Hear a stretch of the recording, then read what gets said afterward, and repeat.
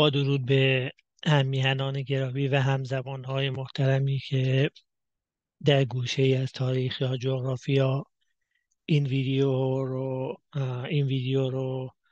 و یا ویدیوهای دیگه من رو خواهند دید و از طریق اونها تاریخ معاصر ایران رو پیگیری خواهند کرد. در شرایطی که در میانه های بهمن ماه 1402 هستیم، بد ندیدم که چند موضوع مهم رو برای ثبت در تاریخ ایران در این گفتار ویدیو مورد بررسی قرار بدم تا شاید در آینده در زمان نگارش تاریخ ایران 1402 به کار تاریخ نویسان یا به کار علاقمندان تاریخ بیاد. یکی از اولین موضوعایی که من میخوام در این گفتار ویدیوی کوتاه در موردش صحبت بکنم مسئله تشدید روند اعدام معترضان و مخالفین رژیم جمهوری اسلامی هست که این روزها شدت بیشتری گرفته و رژیم گویا با خیال راحت تری و با دغدغه کمتری داره این کار را انجام میده. در واقع الان که بهمن ماه 1401 هست، رژیم جمهوری اسلامی به لطف کمک های جماعت خائن موسوم به اپوزیسیون و همینطور به لطف کور و کر بودن جامعه بین المللی و کشورهای خارجی این روزها دیگه با کمترین نگرانی نسبت به تبعات کاری که انجام میده جوانهای ما رو اعدام میکنه و در واقع تعداد این کار رو هم داره زیاد میکنه و بگمونم طبق یک آماری که یک جایی دیدم به طور متوسط هر هفته یک بار رژیم جمهوری اسلامی داره جوانهای ما رو و مخالفین سیاسی خودش رو اعدام میکنه و در واقع با این کارش داره نسل کشی رو که از چند سال پیش به صورت سیستماتیک در ایران شروع کرده بود سرعت بهش میده و خیالش هم راحت هست که هیچ کس در هیچ گوشه دنیا نه میبینه و نه میشنوه که داره این رژیم جنایتکار چه کاری رو انجام میده و یک طوری هم در واقع این کار رو داره انجام میده که انگار در واقع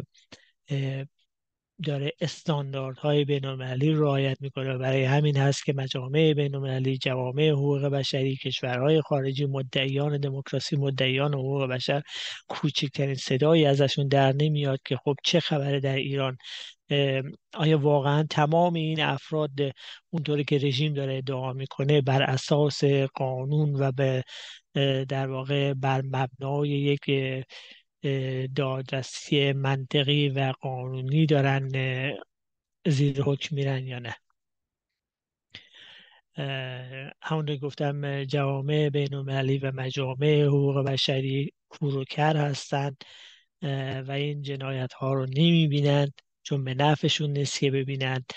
جماعت خائن موسوم به اپوزیسیون هم در واقع به نوع دیگه کوروکر هستن چون دنبال منافع خودشون هستن، دنبال زدوبندهای خودشون هستن، دنبال دعواهای نمایشی و در واقع خال زنک بازی های خودشون هستن. چرا فلان کس از فلان کس حمایت کرد، چرا فلان کس پرچم فلان همراه نداره، یا چرا فلان کس گفته پرچم تو اینه، چرا نمیدونم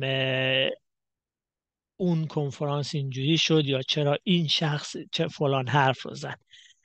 و اصلا هم براشون مهم نیست که مردم دیگه الان فهمیدن که خب اینها هیچ غلطی نمی کنن و فقط دارن به رژیم کمک میکنن با این کارهای مسخره‌ای که انجام میدن. این از وضعیت اعدام ها. موضوع دیگه که من میخواستم در موردش صحبت بکنم در واقع ورود جمهوری اسلامی به یک مرحله جدیدی از استبداد هستش. این رو ما طی یک دو هفته اخیر به صورتهای مختلف دیدیم. یکی اونجایی که این به اصطلاح رهبر جمهوری اسلامی اومد در عمل ادعای خداوندی کرد و گفت که خداوند از زبون من حرف زده و گفته که فلانه و به طور آشکار اومد یک پله خودش رو بالاتر برد. و یکی هم این که باز دوباره همین فرد اومد در یکی از گفته های خودش در رابطه با اون انتخاباتی پیش رو اومد اعلام کرد که مخالفت با انتخابات مخالفت با جمهوری اسلامی و مخالفت جمهوری اسلامی مخالفت با اسلام هستش. در واقع خودش رو خدا خوند و جمهوری اسلامی رو هم مترادف اسلام گرفتش، که خب همونطور که گفتم این ورود به یک مرحله جدیدی از استبداد بود. نمود دنیایی این خدایی شدن و آسمانی شدن رژیم جمهوری اسلامی هم این هست که از حالا به بعد در واقع اینها با اه، ادعای محکمتری به جنگ مردم خواهند رفت، چرا که از حالا به بعد دیگه هر کس هر کاری بکنه در مقابل رژیم مخالفت با خدا و مخالفت با اسلام هستش. همونطور که ما دیدیم در اون ماجراهای مرتبط با کرمان، اینها تعداد زیادی از مردم رو فقط به جرم فعالیت مجازی دستگیر کردن. کسانی رو که اومده بودن در فضای مجازی در رابطه با کرمان، در رابطه با قاسم سلیمانی چیزی گفته بودن، حرفی زده بودن، نقد کرده بودن، دستگیرشون کردن. و همونطور که گفتم مجامع بین المللی هم هیچ صدایی ازش در نیومد که آخه این چه مدل سیستم حکومتی هست که منتقد رو شما به این روشنی به این وضوح دستگیر میکنین و بازداشت میکنین، تعدادشون رو زیر شکنجه میکشین. جوان 18 ساله رو در زاهدان دستگیر کردن و 2 روز بعد جنازش رو تحویل دادن و هیچ کس هم در هیچ جای دنیا صداش در نیومد که چه خبر هست در این کشور، در این گوشه دنیا چرا این همه جنایت میشه و آیا واقعا مجامع بین المللی براشون اهمیت داره حقوق بشر یا نه؟ آیا دموکراسی اهمیت داره یا نه؟ آیا جون انسان ها اهمیت داره یا نه؟ آیا حقوق ابتدایی انسان ها مهم هست یا نیست؟ و جالبترش این بود که این حرفایی که سران رژیم در رابطه با خدا و اسلام گفتن هیچ واکنشی حتی در هیچ کدوم از کشورهای اسلامی هم برنمیاد. یک نفر از کشورهای اسلامی نمیاد بگه که تو چی داری میگی، تو داری اصول دین مورد ادعای خودت رو هم زیر پا میذاری و زیر سوال میبری. موضوع سوم و در واقع موضوع آخری که من میتونم در مورد صحبت بکنم این خیمه شب بازی انتخابات هست که ما کمتر از 1 ماه دیگه داریم به اون میرسیم و در واقع به نوعی این آخرین شانس رژیم هست برای بازسازی مشروعیت نداشته خودش. انتخابات پیش رو آخرین شانس رژیم هست، چرا که ما در انتخابات قبلی دیدیم که سطح اقبال عمومی و سطح مشارکت مردمی در عمل به پایین ترین حد خودش رسید. و چون بین انتخابات قبلی و این انتخاباتی که پیش رو هست ما انقلاب 1401 رو داشتیم، برای رژیم مهم هست که در واقع معلوم بشه الان براش که چقدر در واقع و در عمل جایگاه مردمی داره. نه به خاطر اینکه این رژیم مثلا اگر مشروعیت مردمیش رو از دست بده نگران چیزی باشه، نه، به خاطر اینکه برای خودش میخواد ثابت بشه که به قول جوانها چند چند هست با مردم و با جامعه ایران. پس این انتخابات اسفند ماه 1402 یک در واقع رفراندوم تشخیص مشروعیت نداشته رژیم هستش، چرا که اگر این درصد مشارکت به یه حدی که مورد قبول خودشون هست و مورد نیاز خودشون هست برسه، اینها دوباره برای چند سال آینده پررو خواهند شد و خواهند گفت که دیدید که ما مشروعیت داریم، دیدید که مردم از ما طرفداری میکنن، دیدید که مردم ما رو قبول دارن، پس ما همون کاری که میکردیم انجام میدیم و نه به بقیه مردم، اکثریت مردم ایران کار داریم، نه به ادعاهای تو خالی و علکی حقوق بشری مجامع بین المللی.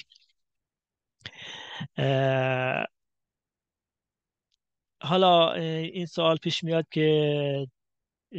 واقعا حضور مردم چجوری به کار رژیم میاد. واقعیت این هست که در مرحله اول و در وهله اول مشارکت مردم اصلا به اون معنی که در جوامع دموکراتیک مهم باشه برای جمهوری اسلامی مهم نیستش. یعنی در واقع در مرحله اول فقط حضور مردم برای رژیم مهم هست. و اینی که این حضور با چی همراه باشه در اولویت‌های بعدی هستش. ولی فقط نفس همینی که مردم به پای صندوق‌های رای برن برای جمهوری اسلامی یک پیروزی است. برای همین هست که ما می‌بینیم اینو به اشکال مختلف، به زبان‌های مختلف این رو مطرح کردن که شما فقط بیاین، اگر رای نمیدونم مخالف هم میدین بیاین، اگر رای سفید هم میدین بیاین، شما فقط بیاین. و به وضوح دارن میگن که فقط حضور مردم برای ما مهم هست. برای همین هست که حتی با کمال وقاحت اومدن اعلام کردن که زنان به قول خودشون بی‌حجاب هم میتونن بیان رأی بدن. زنی رو که اینها به خاطر نداشتن حجاب مورد قبول خودشون بازداشت میکنن، مجازات میکنن، توهین و تحقیر میکنن، در واقع جریمه میکنن، با کمال وقاحت بهش میگن حتی اگر ما تو رو تحقیر میکنیم، توهین میکنیم، مجازات میکنیم، جریمت میکنیم، زندانیت میکنیم، مهم نیست، امروز ما تو رو لازم داریم، امروز پای صندوق انتخابات بیا، حتی اگر پوششی به سرت هم نباشه مهم نیست، ما خودمونم چشای کورمون رو میبندیم، چون اصلا برای ما همین مسئله مهم نیست، این فقط ویترین ما هست. ولی در این روز خاص، چون اون ویترین خیمه شب بازی انتخابات برای ما مهمتر هست، ما این موقتا گشت ارشاد رو میبندیم، قانون رو چشاش رو میبندیم، خدا به خواب میره، دین اسلام به خواب میره تا انتخابات برگزار بشه. و چون به قول خودشون و چون به قول اون رهبر پلیدشون بقای رژیم حتی از اصل اسلام هم مهمتر هستش، اینجا میشه اصل اسلام رو هم زیر پا گذاشت، میشه قوانین اسلام رو زیر پا گذاشت، میشه باورها رو زیر پا گذاشت. فقط سعی کرد که به هر شکل ممکن اون چیزی که به خیال خودشون مشروعیت خودشون تلقی میشه رو از پای صندوق‌های رأی به دست بیارن. پس در مرحله اول برای اینها فقط حضور مردم مهم است. مهم نیست که مردم به چه شکلی بیان، برقصن، بزنن، بخندن، آواز بخونن. حتی من تعجب نخواهم کرد اگر ببینیم که در پای صندوق‌های رأی این بازار مکاره هایی مثل غذای مجانی، مثل ساندیس، مثل این چیزا را بندازن، حتی اگر بیان نمیدونم بال ماسکه را بندازن، بساط رقص و بزن و کوب را بندازن، از اینها من تعجب نخواهم کرد. فقط اینها به دنبال این هست که به مردم رو جمع بکنن اونجا، به هر شکلی که بتونن مردم اونجا جمع خواهند کرد. حالا در مرحله دوم اگر این حضور مردم با به قول خودشون رأی دادن همراه بشه که خب باز به اصطلاحات آخوندی خودشون نور علی نور میشه، چرا که هم حضور مردم رو در واقع تونستن به دست بیارن و هم اون برگه هایی رو که نیاز دارن. مهم نیست توی این برگه چی باشه، حتی اگر جوان ها بیان اسم دوست دخترشون، دوست پسرشون رو بنویسن، حتی اگر یکی بیاد اسم بازیکن مورد علاقش، نمیدونم هنرپیشه مورد علاقش، حتی اگر یکی بیاد اسم فلان پورنستار آمریکایی رو بنویسه، برای اینها مهم نیست، چون اینا علنا گفتن که رأی سفید هم یعنی حمایت از جمهوری اسلامی، رأی مخالف هم یعنی حمایت از جمهوری اسلامی، رأی ممتنع هم یعنی حمایت از جمهوری اسلامی، و این رو به وضوح و با روشنی بیان کردن. حالا با تمام این تفاصیل اگر مردم دوباره بیان برن اونجا رأی بدن، اگر خانمی با به قول خودشون بدون حجاب بلند شه بره اونجا رأی بده، یا حتی رأی هم نده فقط بره پای صندوق، خانمی که در فردای اون روز انتخابات یا در روز قبل از انتخابات اگر با اون پوشش به خیابون بره، کتکش میزنن، تحقیرش میکنن، بهش فحش میدن، جریمش میکنن، ولی در اون روز ازش استقبال هم میکنن و این زن این تفاوت رو میبینه و با تمام اینها اگر بره اونجا رأی بده، اون آدم فقیر و بدبختی که در روزهای دیگه تا کمر توی سطل زباله هست ولی در اون روز یک لیوان شربت یا یه ساندویچ یا یه وعده غذا بهش میدن به خاطر اون برسه پای صندوق، به نظر من حقشه و لیاقتشه که همچنان زیر سلطه این حکومت بمونه. و اگر واقعا این انتخابات 25% هم حضور واقعی مردم رو داشته باشه، رژیم اون رو برای خودش به عنوان یک برد حساب خواهد کرد و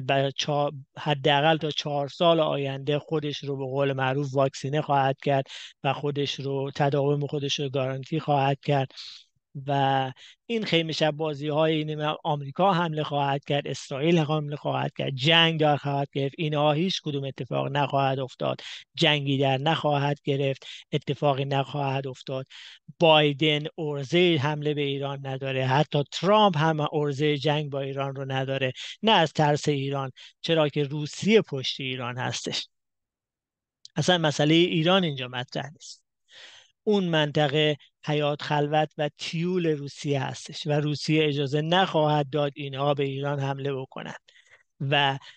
اینها هم این رو میدونن و جمهوری اسلامی هم این رو میدونه. پس نه جنگی در خواهد گرفت، نه اتفاق سیاسی خواهد افتاد در داخل. برای همین است که همه چیز الان موکول شده به انتخابات اسفند ماه و در واقع به نوعی میتونیم بگیم دنیا منتظر این هست که ببینه تکلیف مردم ایران با جمهوری اسلامی چه خواهد شد. مردمی که 1 سال جنگیدن، خون دادن، کشته دادن، جوون دادن و الان باید تکلیفشون رو با این دشمن علنی خودشون روشن بکنن. نمیشه که شما بگی ما دشمن جمهوری اسلامی هستیم ولی فردا انتخابات دوباره 30% یا 25% رأی از اون صندوق بیرون بیاد، حتی اگر رأی مخالف.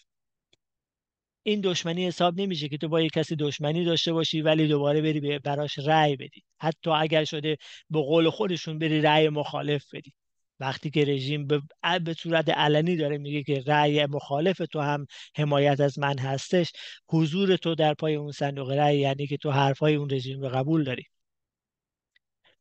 در نتیجه کل دنیا الان چشمش به انتخابات 1401 هست، به این خیمه شب بازی است تا ببینه رژیم دوباره از این فرصتی که به دستش اومده چجوری استفاده خواهد کرد و مردم چه کمکی به رژیم